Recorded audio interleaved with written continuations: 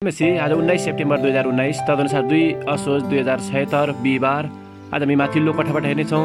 आजको शीर्षक छ परमेश्वरको अद्भुत सृष्टि। आज हामी परमेश्वरको वचन उत्पत्ति 1 को 26 देखि 31 सम्म पाठ गर्नेछौँ। फेरि परमेश्वरले भन्नुभयो, मानिसलाई आफ्नै स्वरूपमा हाम्रै प्रतिरूपमा बनाऊ। तिनीहरूले समुद्रका माछाहरू, आकाशका पंक्षीहरू, पालिने पशुहरू र जमिनमा चलहल गर्ने सबै जन्तुहरूमाथि अधिकार गरून्। यसै कारण परमेश्वरले मानिसलाई आफ्नै स्वरूपमा सृष्टि गर्नुभयो। परमेश्वरकै प्रतिरूपमा उहाँले तिनीलाई सृष्टि गर्नुभयो। नर र नारी नै गरी उहाँले तिनीहरूलाई सृष्टि गर्नुभयो।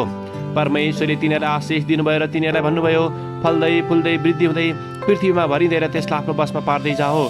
समुद्रका माछाहरू, आकाशका पंक्षीहरू तथा पृथ्वीका सबै जीवित प्राणीहरूमाथि अधिकार गर।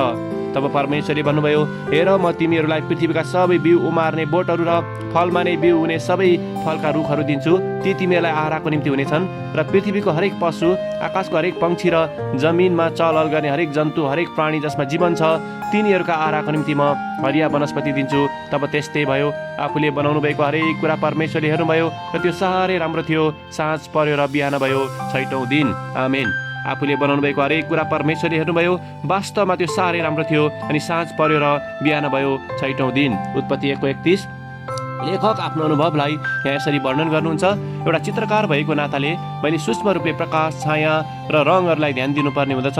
साथै परमेश्वरको महान सृष्टिलाई देखेर मलाई निकै प्रेरणा पनि मिल्दछ।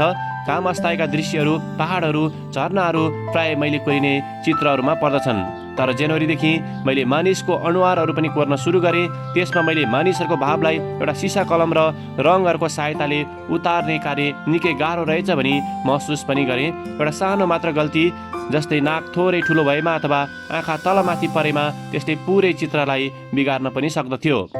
परमेश्वरले पनि सृष्टिको पहिलो 5औं दिनपछि फर्केर आफ्नो कार्यलाई हेर्नुभयो र हरेक कुरालाई असल देख्नुभयो। सृष्टिको 6औं दिनमा यद्यपि मानिसको सृष्टि गरिसकेपछि परमेश्वरले सबै कुरा एकदमै असल देख्नुभयो।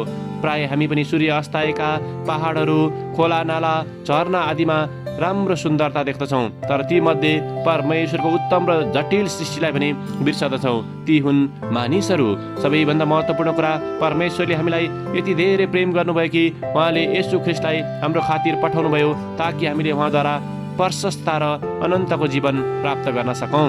आमेन। आजको विचार, मैले कसरी परमेश्वरको सृष्टिलाई आफ्नो प्रेम दर्शाउन सक्दछु?